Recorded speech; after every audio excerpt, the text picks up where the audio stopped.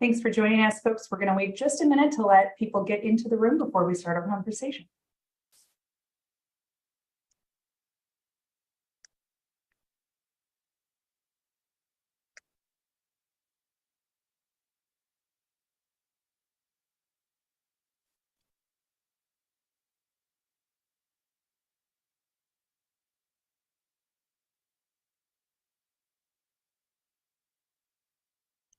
All right. Happy, beautiful Wednesday afternoon here in Washington, D.C. My name is Lene Erickson. I am a Senior Vice President at Third Way, and we are here to talk about Virginia.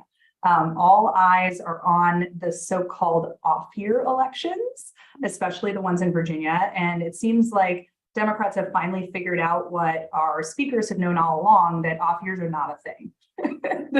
And the stakes we know are super high. We've got a Republican in the governor's mansion in this, what I would call bluish purple state. We know both parties are piloting their arguments and tactics that they want to test out to deploy across the nation in 2024 if they work. And in the past, it seems like the national political folks in DC really only pay attention to elections like these right after they're over. So we're hoping to shake that up this year and use this time to help get folks up to speed on what all is at stake, how they can help before these elections actually are finished. And so we're excited to be here with such an illustrious group of folks to have that conversation. We have with us today Karen Charles Dongo, who serves as campaign manager for Tim Kaine's 2024 Senate race, as well as the state director in his DC office. She previously served as Kaine's campaign manager when he was reelected in 2018, also as the deputy state director for Hillary for America. And she is a member of the Virginia African American Advisory Board, where she advises the governor on prevalent economic, social, and political issues relevant to the African American community in Virginia. We also have Alice Lynn Tong, who's the founder of Wonderland Strategies and a strategic partner at Deliver Strategies, a Democratic direct mail firm. She is a veteran of Virginia politics, worked on multiple statewide races from the presidential to 4 U.S. Senate campaigns. She served as deputy campaign manager for Senator Mark Warner's reelection campaign in 2020 and political director for Kaine's reelection campaign in 2018. Jamie Lockhart serves as executive director for Planned Parenthood Advocates of Virginia, where she works to ensure that Virginians have easy and affordable access to reproductive health, both through legislation and public education. She worked on the Obama re-elect campaign as a deputy political director, as well as for Colorado Congresswoman Diana DeGette. She also served as the national director of Mission Readiness, which is an organization of retired admirals and generals strengthening national security through championing evidence-based public policy solutions for youth. And last but not least, Third Way fan favorite of these kinds of Zooms, Leslie Martis, who knows a lot about a lot, is the VP of Political and Strategic Initiatives at the DLCC, where she focuses on driving political strategy, redistricting, and fundraising. In the most recent cycle, she brought in $50 million through the relationships that she built. And before this current role, she worked as state electoral campaigns director at the League of Conservation Voters, program and outreach director for the Voter Participation Center, and director for the North Carolina House Democratic Caucus. So thank you all so much for joining us today. And we want to just have a little behind the curtain scene, help us really understand what is going on behind the scenes in Virginia. And I just want to start with the issue that is at the top of so many people's minds. We know that Youngkin and his Republicans in the legislature have vowed to enact an abortion ban if they win majorities in both houses of the General Assembly. And now I've seen as of recently, they're trying to kind of flip the script and go on offense, weirdly, leaning into the fact that it's only a 15-week ban, not more than that, and trying to characterize Democrats as the extremists on this issue. So obviously they're trying to test out this new playbook to see if it works better than what you've seen in the last couple of cycles. But how do you see this threat of an abortion ban kind of playing out with voters this cycle? And do you think this new tactic that they're leaning into on the certain weeks that they're really focused on, is that going to shift the dynamics at all, either in this race or kind of moving forward? And Jamie, I can't start with anybody but you on this, and then I'll let everybody else weigh in. Thank you. Thank you so much. So as the sign behind me indicates, we know that abortion is on the ballot this cycle. And as you mentioned, Governor Youngkin has said he would happily and gleefully sign any sort of abortion restriction that gets to his desk. The only thing that has stopped him so far has been the Senate Democratic Caucus. And now he is spending, starting actually today, $1.4 million running these ads focused on a 15-week abortion ban. But we all know that he would go much further if he had the state legislature to do so. And we know that his team has seen the same polling that our team has, which is that Virginians do not want further restrictions. So a little bit about how this is playing out. We've seen Republican candidates this cycle scrubbing their websites of their true abortion stances. We've seen them releasing ads dripping with misinformation and fear mongering. And the biggest one, saying a ban on abortion isn't a ban on abortion. I keep watching that SNL clip too, Melissa McCarthy talking about when Sean Spicer was saying the travel ban wasn't a ban. A ban is a ban is a ban. And to be clear, banning abortion is out of step with what Virginians want, which is the freedom to make their own healthcare decisions with providers that they trust and not legislators. On a kind of positive side, we are seeing that our endorsed candidates are running on their support for reproductive freedom, and we're seeing our supporters energized. We've had double the number of volunteers this time in the cycle than we did in 2021, a gubernatorial year. Our team is on track to knock on 70,000 doors this cycle. And we know that this is an issue that Virginians care deeply about. I don't think him spending money to try to kind of inoculate against their stance that Virginians disagree with is going to be effective. I think there's been a lot of debate whether it should be an in-kind to some Democrats that he's spending this money reminding people that abortion is on the ballot. But I think we all know that when it comes down to it, Virginians want to support and protect their reproductive freedom. And so that's why we're working so hard to make sure people know what is at stake in this election. Alice, I'd love to bring you in here as somebody who thinks about, doing mail for Democratic candidates and what are we trying to highlight versus combating what they're trying to highlight. How are you thinking about this issue playing, and how has that maybe shifted over the last few years when Democrats weren't as comfortable kind of on offense on this issue? Yeah, I want to add on to something Jamie just said as well, is that in addition to Republicans scrubbing their websites of, language when it comes to abortion access, what we've seen in the ads as well is we have Republican candidates not telling voters they're Republicans. We are the party of Democrats. Our candidates are proud to identify as Democrats. And the polling shows that amongst our voters, they know that we are the party that is going to protect reproductive access and protect, affordable health care. And, we are the party that allows you to make private medical decisions. And so, those are the messages that we've seen year after year, cycle after cycle. From a mail perspective, we've written a lot of mail this year about abortion access and getting our message out about affordable health care. And starting from, a couple of years ago when Democrats were in the majority, we were the party that expanded Medicaid, giving 700,000 Virginians access to affordable health care. And I think it's really important that we remind our voters of that, year after year, what happens when you elect Democrats in the majority. Leslie or Karen, anything to add on the choice reproductive rights issue? I think the only thing that I would add is that we have to remember that Virginians have watched other southern states ban abortion and ban reproductive care, and they've seen how extreme other southern states have gone and how dangerous it could be. And again, this is not even just about, I like the way Jamie put it, it's reproductive care, health care for women, because it's beyond just abortion. I think something a lot of times that people miss is sort of the healthcare and reproductive needs of particularly Black women, and how that comes into play. And just the idea that a governor or a general assembly will tell you and your doctor what you need is just reprehensive to Virginians. And I think that's why you're seeing this play so well, because it is it is a decision to keep government out of these private matters that Virginians are really standing up for, not just for this generation, but the next generation to come. Many of us on the line have daughters, and we want them to be able to make their decisions with their doctors for their care without an intrusion or a ban. So I wanted to just add that point, that it's because of how extreme other states have gone that has kept Virginians really focused on really what's at stake here. Leslie, let me jump in for another question for you, which is, can you just give us kind of the landscape of, if people haven't been in the weeds of the races that are at stake, the places we should really be focused before we go further about issues, what are we facing in terms of the seats we need to flip and keep? Which ones are most important? Where are we really focused if folks, have only read the headlines here?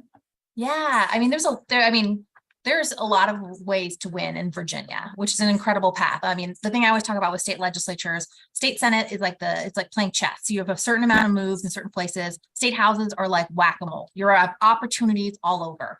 And we have that, especially in the Virginia House, in places down in Virginia Beach, including races like Michael Fegan in the 97th and Virginia Beach. I'm not just talking about that one because my good friend, she's running that campaign, but excited for her opportunity there. But it's a great opportunity there down in the beach to pick up an important seat there. And then in places like Richmond, we also have to protect seats, not just Nova. Everyone always thinks that all the important districts are in Northern Virginia for Democrats, but they're in Richmond, they're in Virginia Beach. And then I'm really excited about in Northern Virginia about Danica Rome running for state senate in District 30. What an incredible moment that will be to have a trans woman in the Virginia Senate, and what a message that would send. So there's opportunities all over the place to engage, and so many candidates that we're excited about. I can go on and on and on, but that's the place to watch. We got to win in the beach, hold those Northern Virginia suburbs, though people in DC and Virginia will argue, I think, about how far the Northern Virginia suburbs go now. As we all know, we have the longest commute in Virginia. Virginians have the longest commute into DC of people in the country.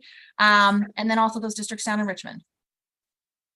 So speaking of those Northern Virginia suburbs, exurbs, the burbs, all the things that emanate out from our DC metro area, I know there was obviously a lot of conversation about education, and in Nova, in Richmond, and elsewhere. When Youngkin was at the top of the ticket, he really, tried to say that he was standing for parents' rights, and he kind of capitalized on this post-pandemic frustration about school closures and about, parents worrying about their kids' learning loss. I'm curious, Alice, we can start with you, and then I'm sure everybody has thoughts. Like, how has that dynamic shifted over the last 2 years? Has it, and how are Democrats kind of responding to what we saw last time around, which I think really surprised people how much it played in the 2021 race? Yeah, this is something that really frustrates me, is sort of the narrative around parents' rights. Like, Corinne, Jamie, and I all have kids. And, I sometimes find it so hypocritical that, Governor Youngkin thinks that, the government should be sitting here regulating about these book bans, right? And the parents' rights, and inserting the role of government into this. But at the same time, let me rephrase that. He doesn't want government involved in these sort of book bans. But then at the same time, when it comes to our reproductive rights and our bodies, where is the role of government there? And so I think we all know that when it comes to the book bans and about these parents' rights, it's a very small group of folks who is really driving this message about the certain number of books that we should be able to read. And I think that's extremely frustrating. But what we have also seen in our polling in the last year is really parents at the end of the day are happy with the public education that they are receiving here in the Commonwealth. They want us to fully invest in our kids' public education. They want us to rebuild the crumbling infrastructure and invest more in the infrastructure in our schools. And they want to ensure, at the end of the day, that we have affordable, childcare and daycare for all the parents out there. And so this idea of parents' rights, it's just, it just frustrates me that, they're using it as a way to drive a wedge between voters without fully having the facts to back it up. And if I may, let me just add too that one thing that we found is that parents like their teachers and they want to stay connected with the teachers that are in the classroom with their kids for the better part of the day. They don't want to be divided from their kids' teachers. They want to connect with them, and they have found it easy to connect with them. So I agree with Alice, this narrative that somehow parents don't have a say. I mean, I literally always ask myself, do these people have parents in the public education system? Because before you often email a teacher, they're already responding, giving you times to sit down and meet. And then the idea of book banning is also another source of frustration for me, because you look at what voices are raising wanting books to be banned and what books are being banned. And I think it's in this is dear and near to my heart because I'm a book lover. I love reading. And so it is so important that these decisions are made on community and that come together, having a relationship, children having a relationship with their local library is just precious and sacred. Having book clubs and being able to freely read. And the idea that somehow parents don't have a say in what books your child is reading is just manufactured. Because I don't know about other parents, but when my child picks up a book from the library, it comes home. I see it. I'm often reading it with her. And if I think this is, beyond her years, I have my daughter's imagination is very active. So I know that anything she sees or reads, she'll dream about and call us in the middle of the night. So if I think it's a little too much for her, I just tell her, okay, look, we'll read this next year. We'll read this at a different time. But the idea that I would now ban this whole book for every other child just makes absolutely no sense. So I've been encouraging voters and encouraging parents, let's stick to the real issue. And then that's building the bonds of our community, not allowing anybody to divide us. So let's build relationships with our teachers. Let's build relationship with our schools, continue to strengthen those bonds and not let exterior forces who often don't even have children in our public school systems to divide us. Jamie, as a mom and also someone I'm sure who hears some of this at the doors and sees it being kind of wiggling its way into the reproductive rights advertisements too. What's your take on this parents' rights stuff and how we can handle it? Yeah, I mean, I would agree absolutely with everything that Alice and Corinne just said, that, it's a small group of people who, are under this facade of parents' rights. And I think, it's the same people that want to ban abortion. It's the same people that are attacking trans kids. It's just a small group of people who are trying to impose their views on others. And I think about as a parent, I want my government focused on addressing, learning loss, literacy, making sure kids are safe in the classrooms. I don't want my, elected representatives focusing on how to make it easier to get access to books, especially on topics in our history that everyone should be learning about. And I was just going to jump in and say that this is like, as we're talking about here, it shows such a contrast between what it means when Democrats are in charge. And like in Minnesota, where we just took the trifecta or created trifecta this last year, they're giving kids lunch. They're focused on ensuring that kids are not going to school hungry. And instead, other places, they're banning books. It's just a huge contrast to show that, like, I think we're focused on the right things and what it could look like in Virginia in the future. And focus on the right priorities for our kids. Karen, I want to go to you on another topic that I think, Republicans are kind of piloting or repiloting and obviously going to try to use throughout 2024 as well, which is this voter suppression tactics that we're seeing out there. They've been canceling Sunday early voting in a lot of places, which obviously has been a big focus of souls to the polls within the African American community. They're purging voter rolls, kicking off people who are valid registered voters. How are those efforts shaping some of these races and dynamics that you're watching closely? And what are Democrats doing to counter those, or could we be doing to counter those tactics? I mean, we have been raising the alarm that voting rights is also on the ballot this year. If you think about it, when Democrats were in control, we had the governor, the Senate, and the House. What happened? We pushed 45 days of early vote. We made it easier for constituents to vote. No excuse early vote. Those of us in Northern Virginia remember that you had to bring proof that, you had a medical issue that you wanted to vote early or something. Now, Virginians can vote early without having to come up with an excuse or make an excuse. So, and that's Democrats who did that. Democrats made it easier, made the access to the ballot much easier. And make no mistakes, Republicans will bring that back.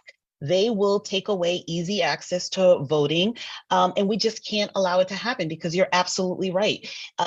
In marginalized communities and communities of color, we are already seeing taking away opportunity to vote, drop boxes being taken away, souls to the polls, which is a very important cultural, historic part of the African American community. You go and you worship your God, and then you go together as a community and you make your voice heard at the ballot. And we cannot discourage people by these measures from voting, because so many have gone before us, shed their blood, put their lives on the line so that we would have an opportunity to vote. And the manner in which that's being taken away is really unfortunate. And as Democrats, we have to stand up, go to the polls, and make sure we win back the House, we keep the Senate, and then in 2025, win the governor mansion, in order to keep these measures in place and continue making it easier for future generations in Virginia to vote. I do think it's so interesting that this continues to be the Republican focus, even though we know that turnout was hugely up in 2020 and they gained a lot of voters. But somehow they've still decided making it harder to vote is better for them than making it easier to vote. Leslie, I want to bring you in on that, and just in terms of what Democrats can do about this. We know that this isn't just in Virginia that it's happening elsewhere, and then maybe some of the contrast you see for what those folks that have Democratic control in their state legislatures are seeing and experiencing on this versus what we're seeing in Virginia. Yeah, I think it's just incredible the difference that it makes. I love that right now in the 45-day voting period of early vote, people have asked me like, well, what trends have you seen? What patterns are you seeing? I'm like, well, this is the first time we've had this many days of it. So it's harder to tell. It's a great problem to have. We want to ensure that folks have plenty of time to vote. And as Karen was talking about, like the excuses in Virginia, I remember learning about that, where it's like you had a long drive, you had, all these reasons. Just make it easier for people to vote and go, and they will do it. And we know that people are working lots of hours, and it's hard to get to the polls on election day when election day is on a Tuesday. That's not the easiest day. So give people the option. I think it's one, we have to make sure that we are educating folks about their opportunities to vote, what ways they can do it, having really meaningful conversations with them about what their plan is to vote, and making sure they know the options and where to go and what days and times work. I think we know that all helps ensure that folks turn out. But I think it's also just about what Democratic power looks like. And we know the truth of what happens if they take the Senate this fall, that they will take away that 45-day period. They will change the rules and ensure that it makes it much harder for people in Virginia to vote, just as we've seen in a lot of other states. So Alice, I know you've worked in Virginia politics for a long time, so you've probably seen some DC chaos be coinciding with some Virginia elections in the past. We've got some chaos here at the moment, and a lot of folks really credited Terry McAuliffe's win in 2013 in part with the fact that Republicans have shut down the government and made it very obvious who was actually able to govern and who was really focused on other things other than delivering for their constituents. So how is this Capitol Hill chaos kind of feeding into these elections? How much is it feeding in? Where are there differences with different constituencies? And how do you think that all is going to play out over the next couple of weeks? Yeah, I mean, I think if you had asked me this question, a week and a half ago, prior to the government shutting down, I think I would have had a very different answer, depending on whether we're currently shut down or not. As you know, here in Northern Virginia, not just in Northern Virginia, but also in, Richmond and then down in the Tidewater area, we have a lot of federal workers, right? We have I think the most number across the country. And what happens in DC affects our livelihoods day in and day out. And so I think it's really important, that while the Republicans in DC are trying to get their house in order, whatever that looks like, and that's their problem, not ours. It does affect, the news coverage, what we're thinking about. But at the same time, it's really important as we think about the General Assembly, we also want to think about the local elections, right? We have supervisor elections in Loudoun County. We have clerk of the court races. We have Commonwealth's attorneys races. We have Prince William County. Everybody on the board is up, including all the constitutional officers as well. And so, yes, the General Assembly is really important, yet, State Senate and the House of Delegates, but our local, offices that oftentimes are under-resourced, they just don't get as much love or attention as some of these other offices. They are just as important, right? Because these are the folks who are deciding, day in and day out, the local issues, whether your roads are being funded, right? The land development issues that are happening in your neighborhood, whether your schools are getting funded as well at the local level, how many voting registration hours are, happening. That's being funded by the local county governments. And so I think it's really important, while yes, it's important to recognize, what's happening across the river, there's just so much more at stake at the state and the local level. And Jamie, I know that a lot of folks are worried going into 2024 about a lack of enthusiasm among, the Democratic base, young voters, voters of color, any number of voters. I'm sure I can find a news piece from today or yesterday calling into question whether they're going to come out to vote in 2024. But you referenced that you're seeing a lot of engagement and enthusiasm this time around. So if, as we hope, you all are able to deliver both houses in Virginia, what are the lessons that Democrats should take away for 2024 that you have done successfully to be able to deliver those outcomes? Yeah, absolutely. I think it's important to emphasize that this is bigger than any candidate that we're advocating for. This is literally about people's rights and freedoms.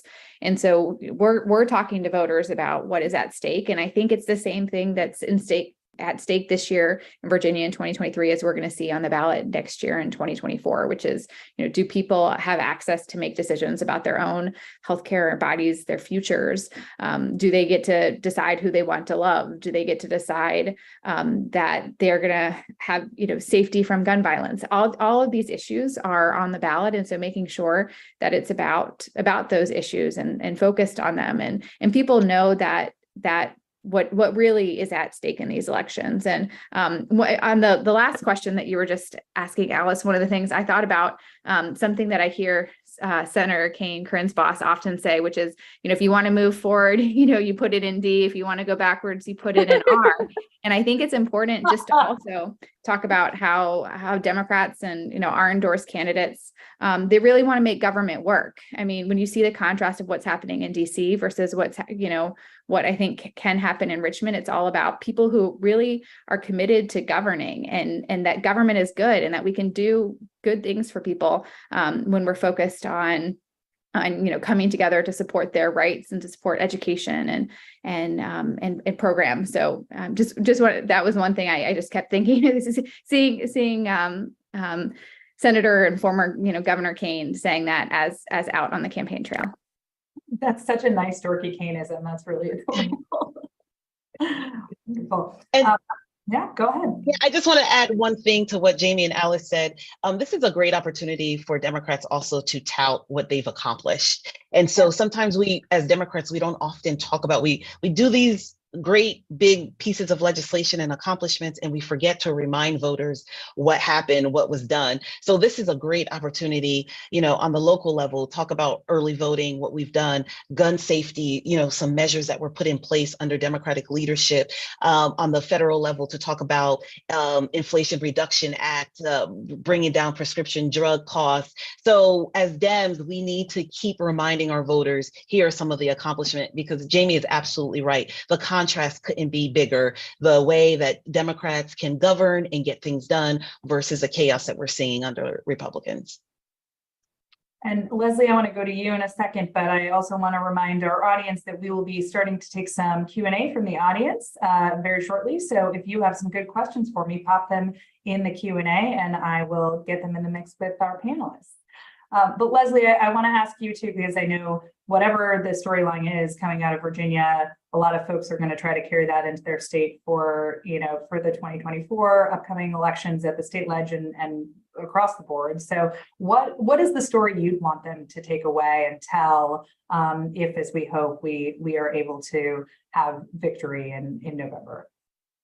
I think it's a lot of what you're hearing right here, that there's enthusiasm, there's excitement, that folks are, and we're seeing it as well, and what we're hearing from Virginia as well, that like people are ready to vote. They are ready to get out to voice their opinions and what they care about and send forward a message that Democratic power will do good things for them. I mean, being a legislator is such a thankless job, going in, you don't get paid a lot of money in most of these places. You're not going to be on CNN like you're on Congress. There's not these opportunities.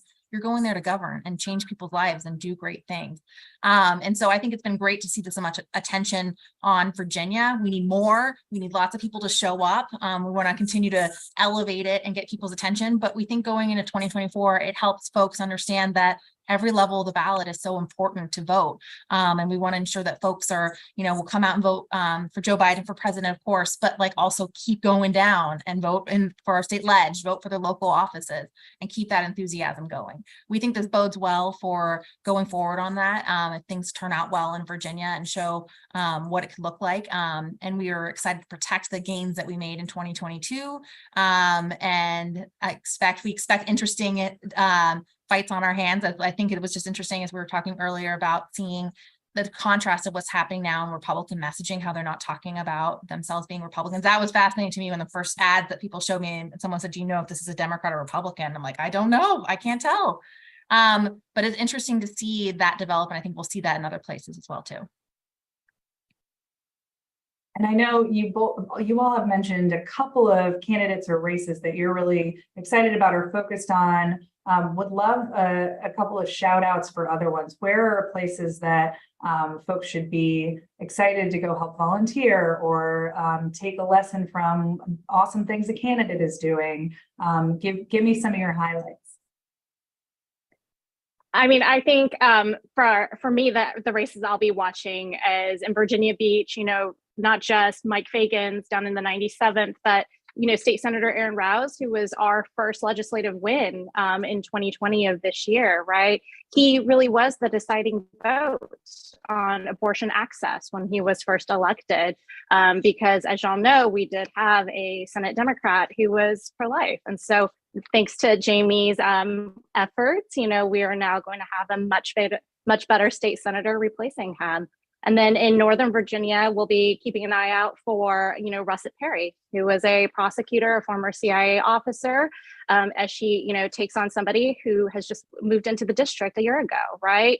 And then also be keeping an eye out in Central Virginia, State Senator Monty Mason, Delegate Schuyler Van Valkenburg, Delegate Rodney Willett, and a lot of these other seats across. And then I also think we have a phenomenal candidate, too, actually, out in Southwest Virginia in the Roanoke area. We have, Trish White Boyd and SD4, who has been on the Roanoke City Council. And then in the Blacksburg area, we have Lily Franklin, who's running for delegate in that area as well, in the Virginia Tech space. And, I think it's just really important to show that as Democrats, we're running everywhere. We're running competitive races. We have good candidates who are from that area representing everybody. And so, I think that it's just the incredible talent that we see across the board. So those are the races I'll be keeping an eye on. I think Alice hit so many good races. I just want to emphasize a point that, Democrats, we're running everywhere. We're not leaving Southwest Virginia out in the mix. We're not just doing the suburbs. We're running in urban areas. We have diverse candidates. I think that is also something that is so important, the level of diversity of our candidates. And we have candidates who represent, who are teachers, who are social workers, who, represent Virginians in so many different ways. And that is very, very important and something that I wanted to make sure we emphasize. Leslie and Jamie, anybody to add that you want to shout out? Well, Alice already shouted out, but I also was thinking I have my Russet for Roe sign here.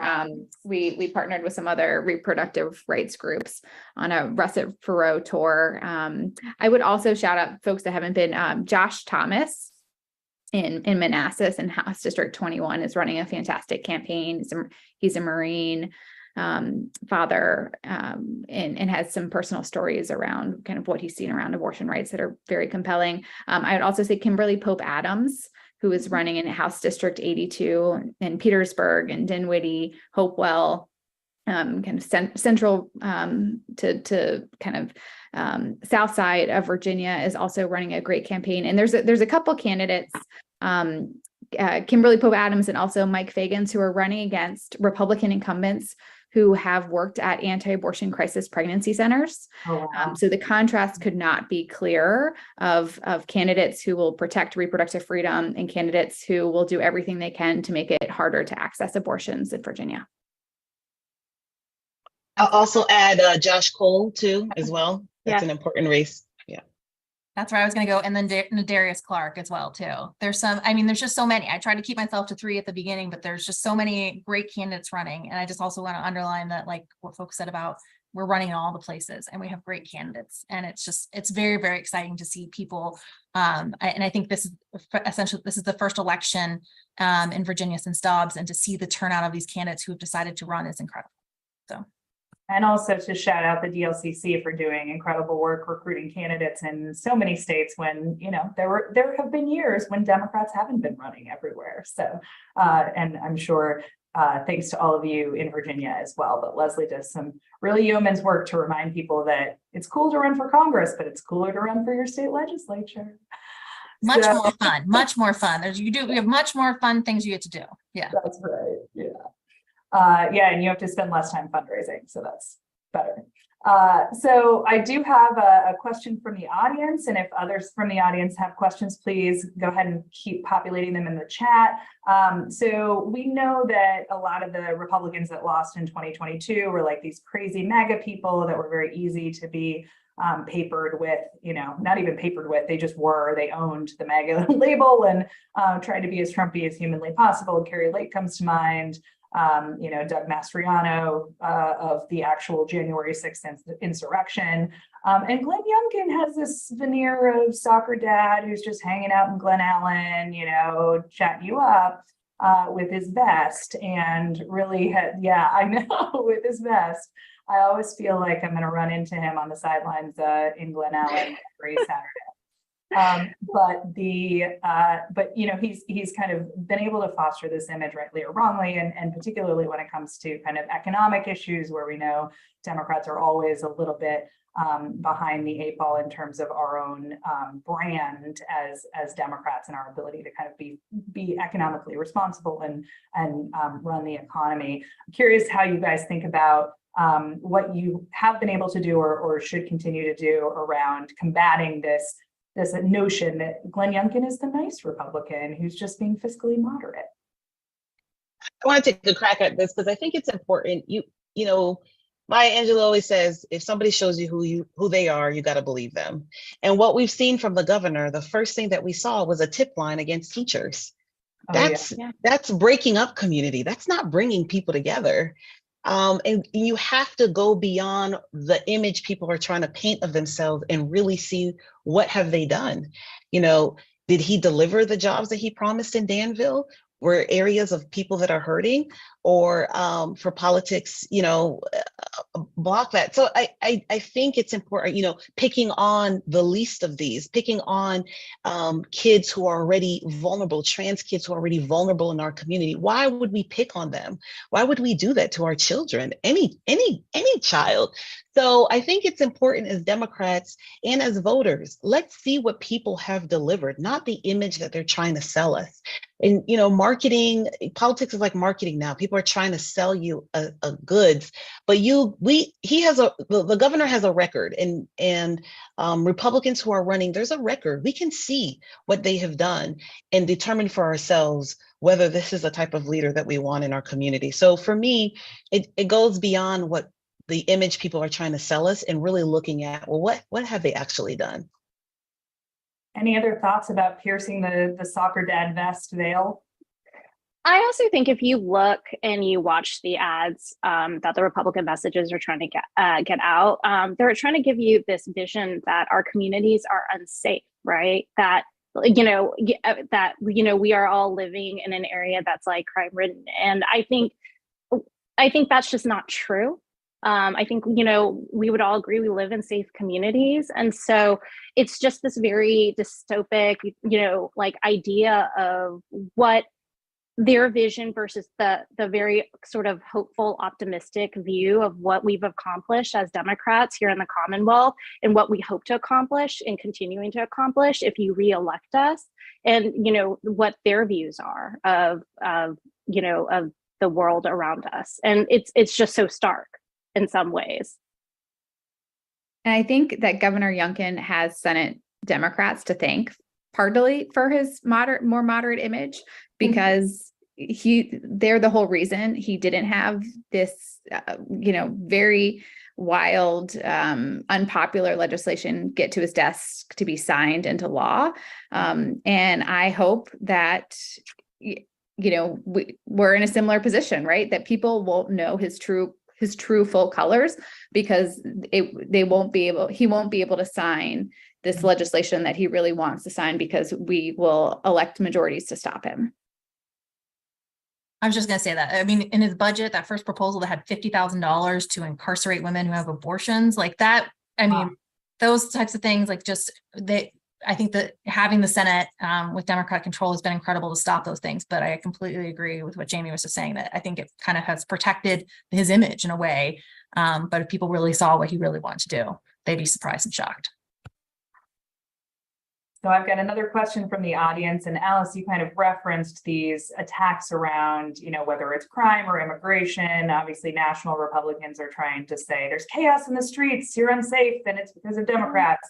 And I assume that will continue into 2024, as it's pretty much the only play that they've got at this point, that and inflation. So curious how and whether those are landing in Virginia. Have they been deployed against the candidates that you're working for and others? And is there anything to be learned from how we've handled them or responded?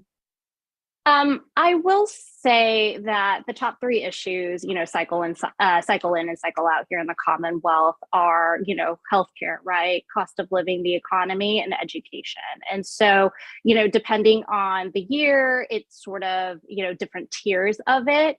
And so, I think it's important that, as Democrats, we are disciplined when it comes to our messaging. I think it's really important to talk about our accomplishments. And then from what we've seen this year in particular is, education has really been popping in the polls and investing in public education. And so, and I think that's tied to a lot of what's going on around this parents' rights movement, but it's also at the same time, it's about ensuring that, we invest in our teachers, right? And like increasing teacher pay, increasing funding in our schools, and then also at the same time, supporting our students, especially, those in marginalized communities and the culture wars that are playing out. And so I don't think we win when we talk about their issues. We win when we talk about our own issues. Karen, or Corinne, I'm sorry. I've been saying it wrong the whole time, I'm sorry.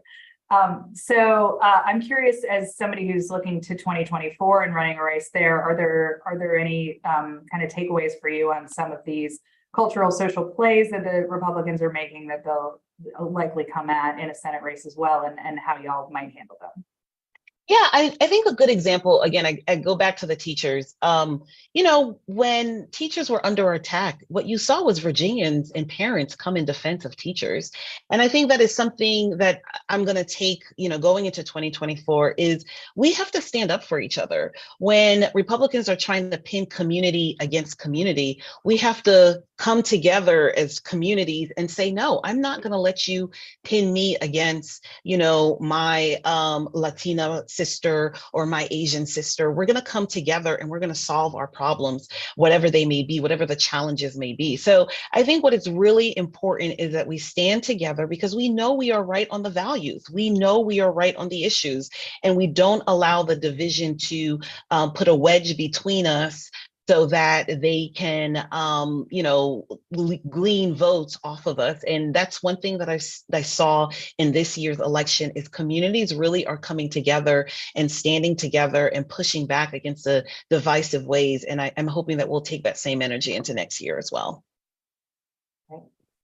So Leslie, I'm going to throw you one here from the audience. Given the increase of threats and violence towards politicians, how do you convince strong candidates to want to do this job?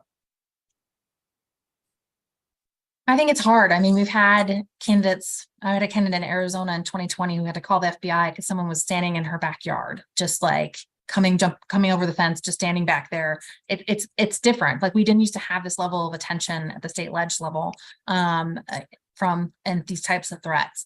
But I think what's been amazing at talking, I've had a lot of conversations with leaders in more red states, including places like Texas, and they're really inspired by what's happening in places like Minnesota and Michigan, where just great, Democrats taking control of the legislature along with the Democratic governor have produced such amazing results, including in Michigan, repealing the right to work, as I mentioned, school lunch in both those states. Like, there's just, the list goes on and on. And I think it's about inspiring those candidates about what they can do and what meaningful change they can make, and that helping folks understand how powerful state governments can be and what kind of change in service you could have with that. I think that we try to ensure that folks understand if there are threats, what to do, how to engage, how to, canvass neighborhoods, how to have those kinds of conversations, and how to be as safe as you possibly can. But it is a tougher time. But we want to ensure that candidates are thinking about what are the outcomes and is this worth it for them? Because oftentimes the outcomes can be amazing of what we can do if we all are community and work together. If you think about the Michigan legislature, I always think about with January 6th, that was happening there before. They had folks with guns in the legislature while people were, we had members, a pregnant member wearing a bulletproof vest, just because, so the threats and intimidation are here.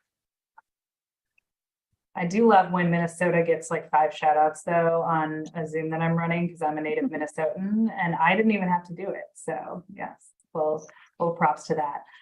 Well, I know you are all very busy people, so I want to leave you with one last question just to really direct folks who are on the Zoom and who may watch later. What should they be doing in the next 27 days? Are there specific volunteer opportunities? Are there specific things that folks who live in Virginia or don't might be able to do to help you all with your efforts as we have, these last couple of weeks really running through the tape? So Jamie, I'll throw it to you first, just because this is your whole job.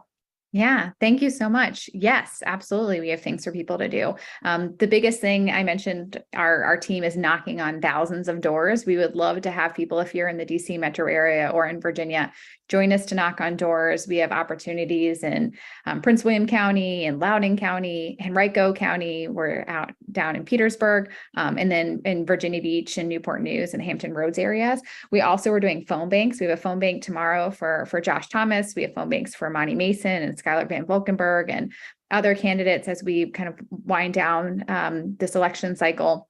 And so I can put some links in there, but we have a Linktree, PPAVA, where we have the links to all of those opportunities. And then if you're not in the DC metro area and not able to join us to knock on doors or make phone calls, donating to Planned Parenthood Virginia PAC.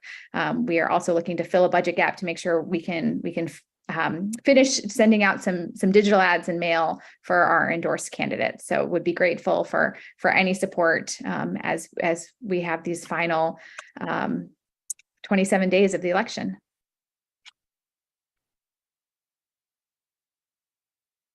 And let me add to all of that. Don't take it for granted that people know there's an election going on.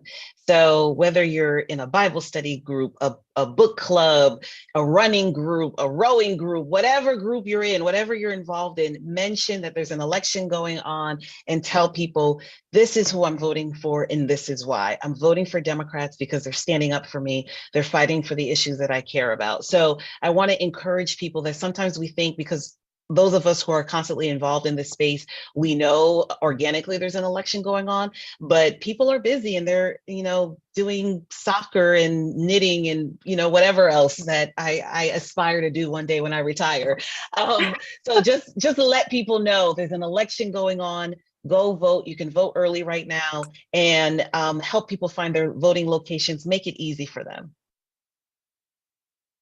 And just to reiterate what Corinne and Jamie said, one of my daughter's favorite books is Grace for President. And, it's about Grace, and she is running a campaign to run for office. And, sometimes, as folks who are in this space, I'm like, well, it's really important that Grace goes and knocks doors or makes phone calls to her classmates, because it actually increases turnout 2 to 3%, right? This is where the parental rights kind of gets involved, because I'm like trying to, explain to her like why we do these things, right? And it's been tested and proven that when we talk to voters, it increases their turnout, because at this point, with 27 days left, this is a turnout election, right? And I know in Virginia, we always say, this year is the most important. And honestly, this year really is. We are 27 days away from maybe possibly giving Glenn Youngkin a trifecta here in the Commonwealth. And I think if that's not enough to scare folks to go out, like I'm not sure what will. And so we need everybody kind of out there, excited, energized, and to go and canvass and volunteer for our candidates. And to your point, some important local races as well, and other things that are going to decide things in people's communities by themselves. So, yeah. Leslie, I'll give you the last word on this.